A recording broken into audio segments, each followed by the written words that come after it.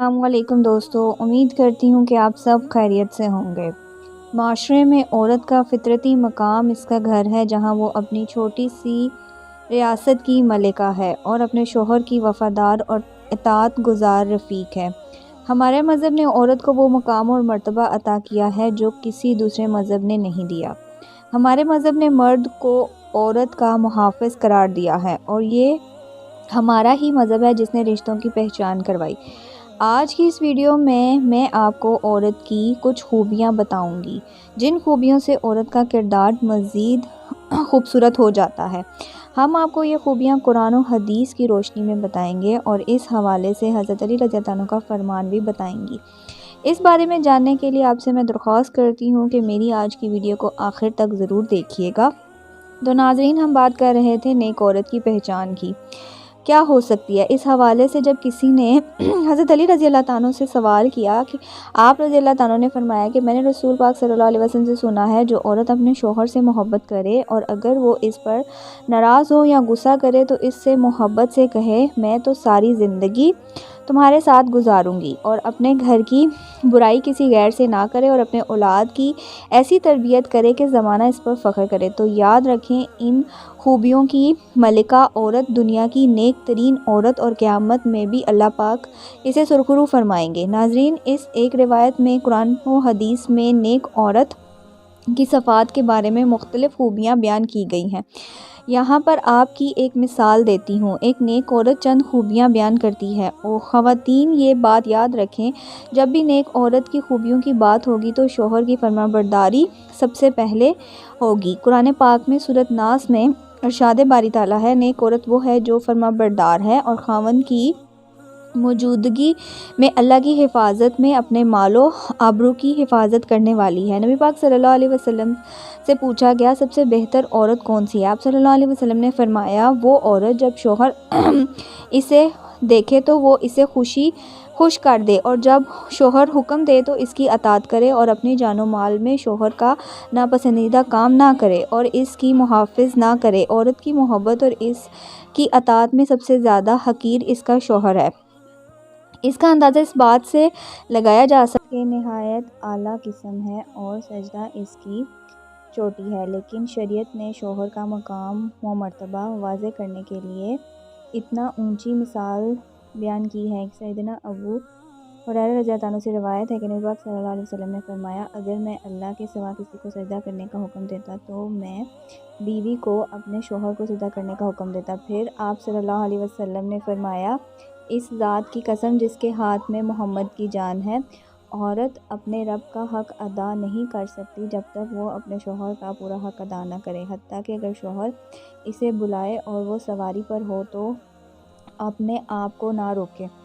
حدیث میں ہے کہ جس شوہر کو عورت سے تکلیف پہنچی، جنت کی حوریں اسے بددعا دیتی ہیں۔ ناظرین، نیک عورت کی دوسری بڑی خوبی یہ ہے کہ ستر و حجاب کی مکمل پابندی کرنے والی ہو۔ مسلمان عورت کے لیے پردہ اسلام کی خصوصیات اور حفاظت میں سے ہے۔ پردے میں مسلمان عورت کی عزت و وقار کی حفاظت ہے۔ پردہ ایک رحمت ہے۔ اسلام نے عورت کو انتہائی بیش قیمتی قرار دیا ہے، اس لیے اس کی حفاظت و زینت کی خصوصی اہمیت کی ہے۔ زمانہ جہالت میں پردے کا کوئی رواج نہیں تھا۔ پردہ صرف اور صرف اسلامی حکم ہے۔ یہاں پر ہم خواتین کو یہ بتاتے چلتے ہیں کہ شوہر کی اطاعت کتنی اہم ہے۔ قرآن و حدیث میں اس کی تاکید اس طرح کی ہے کہ جو کام کرو اس میں اپنے شوہر کی اجازت حاصل کرو۔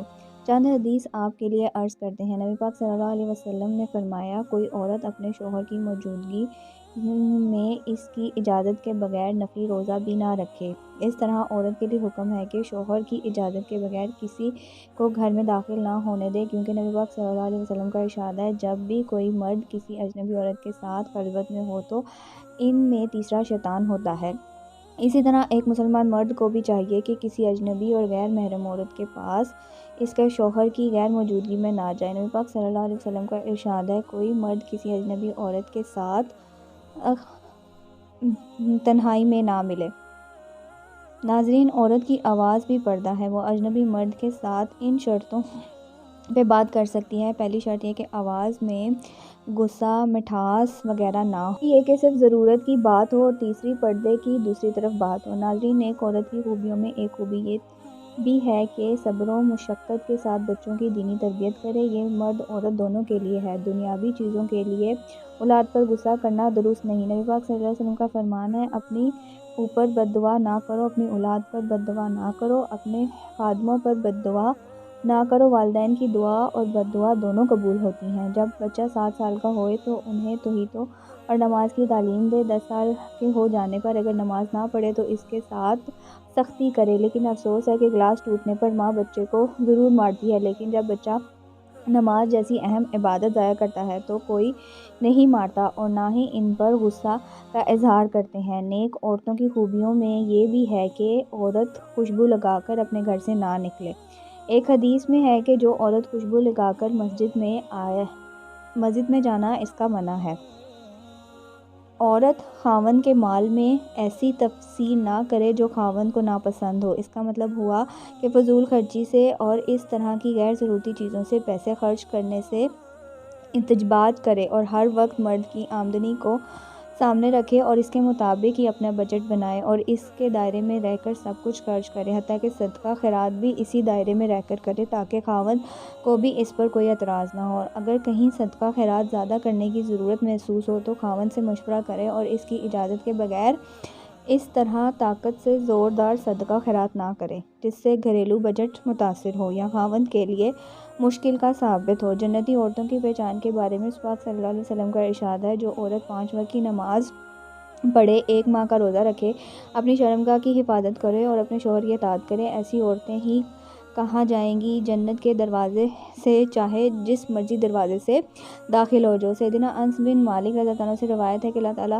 کے رسول صلی اللہ علیہ وسلم نے فرمایا، کیا میں تمہیں جنتی عورتوں کا حال بتاؤں؟ لوگوں نے عرض کیا، ضرور یا رسول اللہ صلی اللہ علیہ وسلم۔ آپ صلی اللہ علیہ وسلم نے فرمایا، وہ عورتیں بہت محبت کرنے والی اور بہت بچے جننے والی ہیں۔ جب وہ غصے میں ہوتی ہیں یا انہیں کوئی تکلیف پہنچتی ہے یا ان کا شوہر ان سے ناراض ہو جاتا ہے تو وہ اپنے شوہر سے کہتی ہیں، یہ میرا ہاتھ اپنے ہاتھ میں رکھو، اس وقت تک میری آنکھوں پر نیند حرام ہے جب تک آپ راضی نہ ہو جائیں۔ دوستوں، اگر آپ کو میری ویڈیو پسند آئی ہو تو ویڈیو کو لائک، اور جنہوں نے ابھی تک میرے چینل کو سبسکرائب نہیں کیا ان سے گزارش ہے کہ میرے چینل کو سبسکرائب کر لیں، بیل کے آئیکن کو پریس کر لیں جس سے آپ کو میری لیٹسٹ ویڈیو کا نوٹیفیکیشن ملتا رہے۔ دعا میں یاد رکھیں، اپنا بہت سارا خیال رکھیں۔ انشاءاللہ ملتی ہوں آپ سے نیکسٹ ویڈیو میں۔ اللہ حافظ، جزاک اللہ، فی امان اللہ۔